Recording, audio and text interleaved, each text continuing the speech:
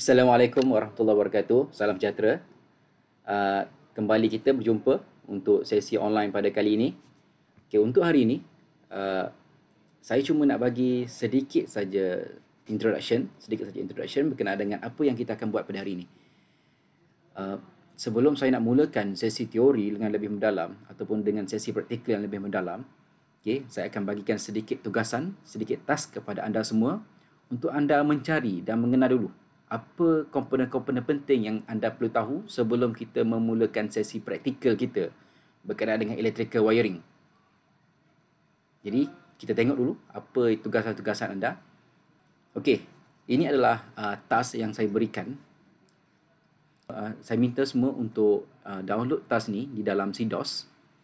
Okey, kemudian daripada soalan-soalan ini saya akan terangkan sedikit apa yang perlu anda buat.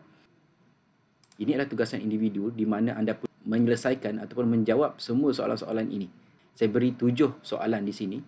Okey, yang pertama, can you explain the standard of MS-IEC 60364? Inilah standard yang digunakan dalam electrical wiring dan anda perlu dapatkan apa sahaja maklumat berkaitan dengan standard ni.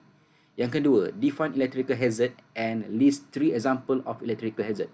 Saya nak anda cari definition of electrical hazard, what is electrical hazard, dan juga bagi contoh 3 electrical hazard yang ada contohnya dalam menjalankan kerja-kerja pendawaian. Hazard ni adalah sesuatu benda yang boleh mendatangkan bahaya. Okey, yang ketiga, safe work practice, generally written method outline how to perform a task with minimum risk to people, equipment, material, environment and process. Safety, okay? Safe work practice. Seperti semua orang tahu, safety first. Kita perlu mengutamakan keselamatan kita. Jadi dalam menjalankan kerja-kerja pendawaian, apa safe work practice yang perlu kita amalkan? Saya minta anda senaraikan 5 contoh safe work practice di dalam pendawaian elektrik. Okay, yang keempat, list 5 basic hand tool used in electrical wiring installation and its picture. Saya nak anda senaraikan 5 peralatan-peralatan hand tools, alatan tangan yang biasa kita pakai dalam pendawai elektrik, dan juga saya perlukan gambarnya sekali. Nombor 5, define a distribution board. Okay, tolong kenal pasti apa itu distribution board and draw the example of wiring diagram in distribution board. Dan daripada distribution board yang anda dapat, okay, anda perlu cari mana-mana saja contoh pendawaian berkaitan dengan distribution board, DB, okay, dan lukis. Saya minta lukis menggunakan tangan. Yang keenam, list 5 basic protection device. Cari 5 basic protection device di dalam DB, di dalam distribution board. Okay, kita ada beberapa komponen ataupun peranti perlindungan yang penting. Okay, tolong senaraikan. Nombor 7, explain the function for each 5 protection device stated in question 6. Daripada ke-5 yang anda telah senaraikan, saya minta anda nyatakan fungsi untuk setiap satu protection device tersebut dalam DB. Okey, ada 7 soalan yang basic semua orang kena tahu sebelum kita memulakan sesi teori dan juga sesi praktikal.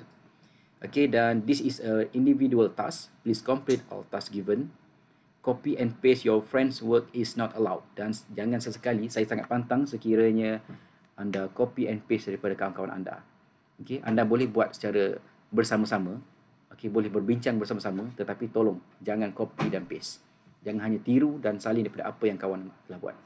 Please submit your task in CDOS dan submit dalam CDOS. Last submission 11:59 11:59 malam pada 19 Mac 2020. Okey, itu saja task untuk hari ini, kelas online pada hari ini. Jadi anda ada masa selama 2 hari untuk selesaikan task tersebut. Okey, dan task tersebut dianggap sebagai kehadiran anda pada kuliah pada hari ini. Jadi tolong ambil serius, buat betul-betul. Okey, jika ada masalah boleh tanya pada saya. Jika ada masalah, you boleh PM saya. Okey. Okey, itu saja daripada saya. Assalamualaikum warahmatullahi wabarakatuh. Salam sejahtera.